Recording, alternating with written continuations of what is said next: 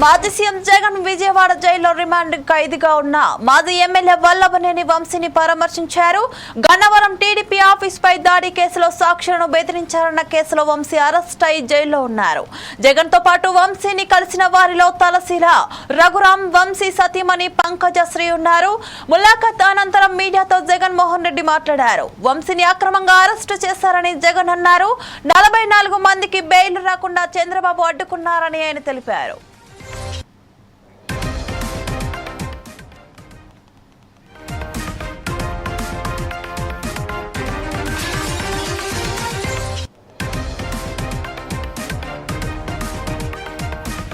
మాజీ సీఎం జగన్ విజయవాడ జైల్లో రిమాండ్ ఖైదీగా ఉన్న మాజీ ఎమ్మెల్యే వల్లభనేని వంశీని పరామర్శించారు.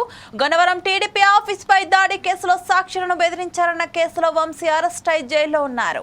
జగన్ తో పాటు వంశీని కలిసిన వారిలో తలశీల, రఘురాం, వంశీ సతీమణి పంకజశ్రీ ఉన్నారు. ములాఖత్ అనంతరం మీడియాతో జగన్ మోహన్ రెడ్డి మాట్లాడారు. వంశీని అక్రమంగా అరెస్టు చేశారని జగన్ అన్నారు. 44 మందికి బెయిల్ రాకుండా చంద్రబాబు అడ్డుకున్నారని ఆయన తెలిపారు.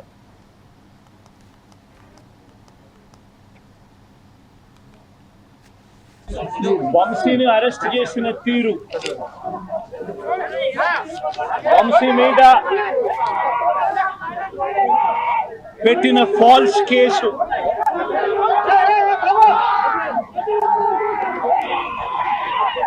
నిజంగా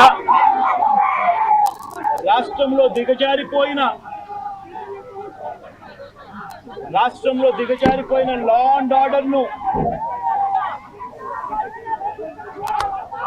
వంశీ అరెస్టు అర్థం పడుతుంది. ఎందుకనంటే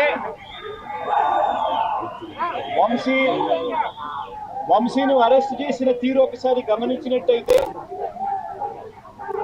అతి దారుణమైన law and order break down కనిపిస్తుంది.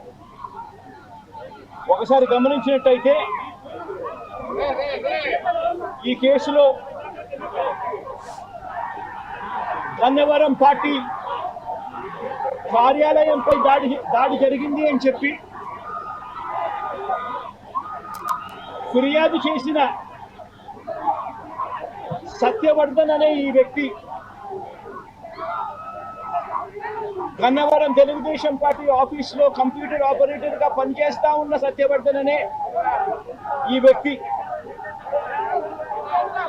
ఫిర్యాదు చేసిన ఇదే వ్యక్తి సాక్షాత్తు తానే జడ్జి గారి సమక్షంలో, తానే జడ్జి గారు ఇచ్చిన సమన్లకు పోలీసుల ఆధ్వర్యంలో ఆ సమన్ను అందుకుని జడ్జి గారి దగ్గరికి వచ్చి జడ్జి గారితో తానిచ్చిన వాంగ్మూలాన్ని ఒకసారి గమనిస్తే ఆ వాంగ్మూలంలో ఆయన చెప్పిన మాటలు ఏమిటి, చివరికి ఈరోజు వంశీ మీద పెట్టిన ఫాల్స్ కేసు ఏమిటి, ఇదే సత్యకుమార్ అనే వ్యక్తి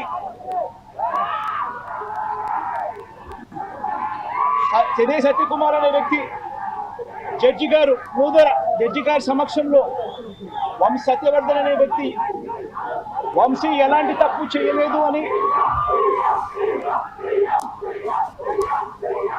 చెప్పినప్పటికీ కూడా